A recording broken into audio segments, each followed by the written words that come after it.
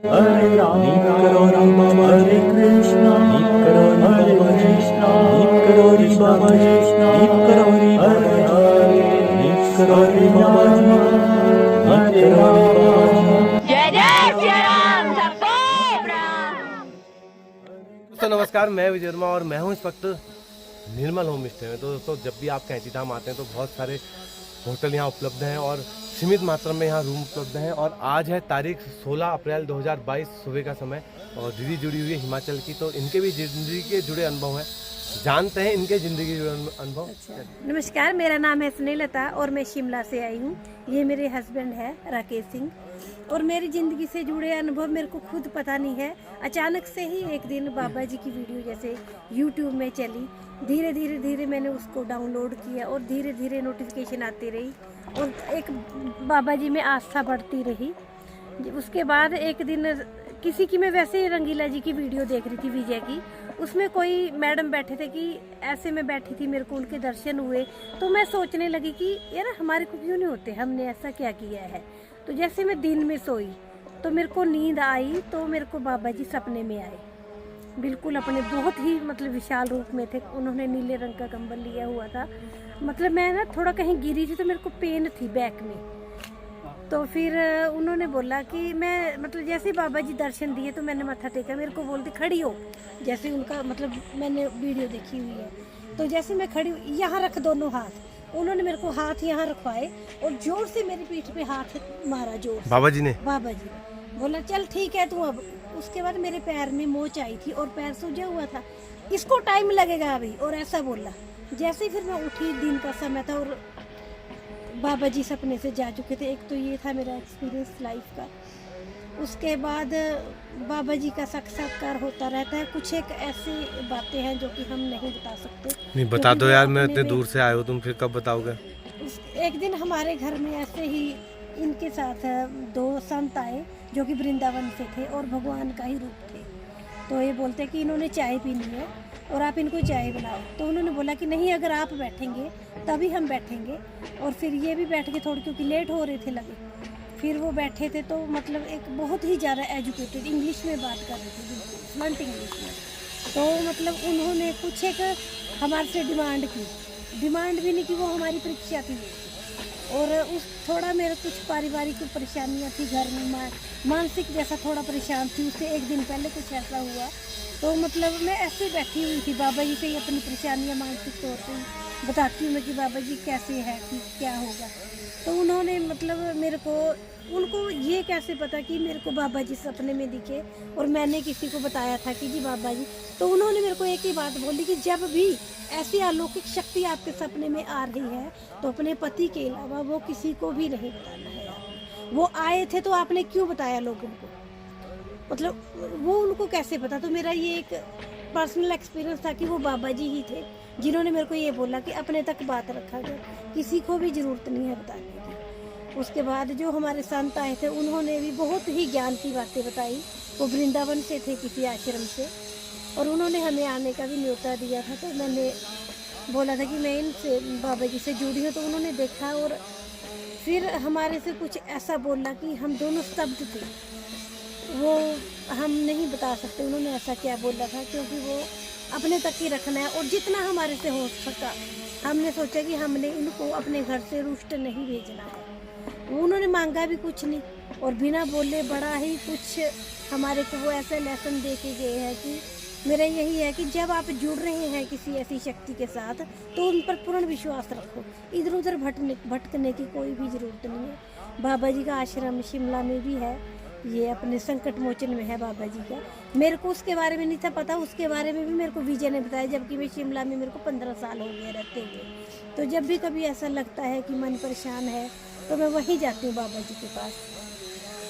बाकी अचानक से बना तो मैंने विजय जी को ही बोला था कि हमारा रहने का प्रबंध करें, तो इन्होंने ही किया। नहीं तो जैसे आजकल छुट्टियों का सीज़न चला हुआ है तो बहुत ज़्यादा भीड़ है और सबको बड़ी परेशानी हो रही है, लेकिन विजय जी की वजह से हमें कोई परेशानी नहीं, हम बड़ा खुश हैं। और इनको भी तंग कर रहे हैं बार बार, जब भी समय लगता है इनको भी कर रही हैं तंग। और बेचारे ऐसे हैं कि सबके लिए खड़े हैं, सब समान है इनके लिए ना।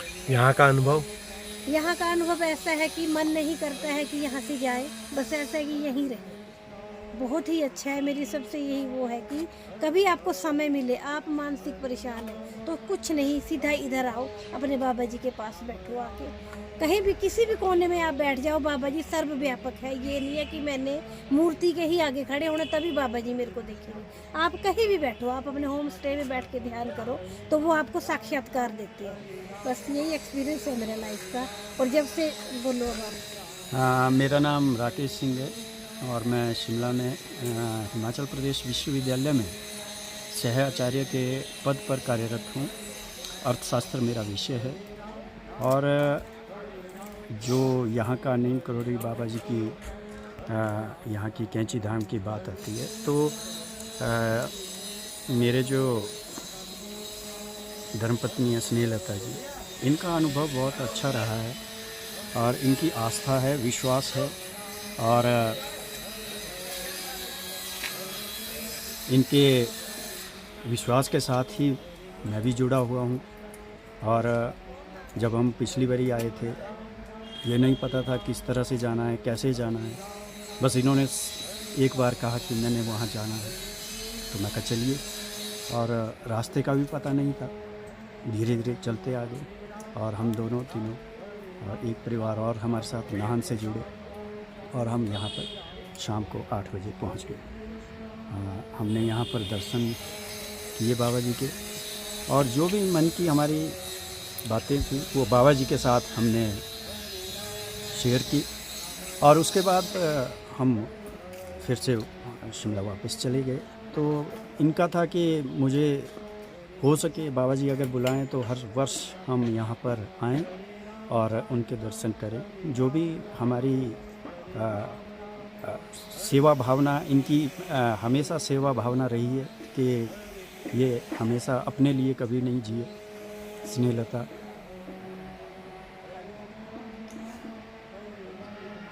ब्रेक। अरे आंखें भर गई यार उनकी। बस बहुत हो गया। कोई बात नहीं, चलो। बस ठीक। सुख दुख तो लगे रहते हैं। नहीं, सुखी है ज्यादा, दुख कोई नहीं बाबा जी की कृपा से। कोई बात नहीं, चलो। यहाँ से आगे डिलीट कर। डिलीट क्यों नहीं, यहीं से आगे को तो और भी दोबारा चलानी है तो। हमारे को बाबा जी के एक एक्सपीरियंस ये है कि बाबा जी ने हमारे को विजय भर में हमारे परिवार में एक नया सदस्य ऐड किया और ये मेरे लिए बहुत ही खुशी की बात है। ये मेरे को एक छोटे भाई की तरह है। टाइम तो मिल नहीं रहा है मेरे को। कोई नहीं, हम दिल से जुड़े हैं आपके साथ, हमारे को कुछ नहीं चाहिए। या कि दिखते रहते तो हम खुश हो जाते कि नहीं विजय जा रहा है विजय जा रहा है, मतलब ये एक खुशी होती है अंदर से ना। बाकी ऐसा है कि स्वयं आए आप और यहाँ आके बाबा जी का अनुभव अपने आप से देखें आके ना। हाँ जी। तो हमने सुने अभी सब लोगों के अनुभव हिमाचल से आए हुए हैं। बस मैं तो सोच रहा हूँ कि यार मैं इतना करूँ, थोड़ा बहुत करने की सोच रहा हूँ, लेकिन फिर भी मैं अकेला पड़ जा रहा हूँ। बहुत सारे लोग चाहते हैं कि यार मैं उनको विजिट कराऊँ।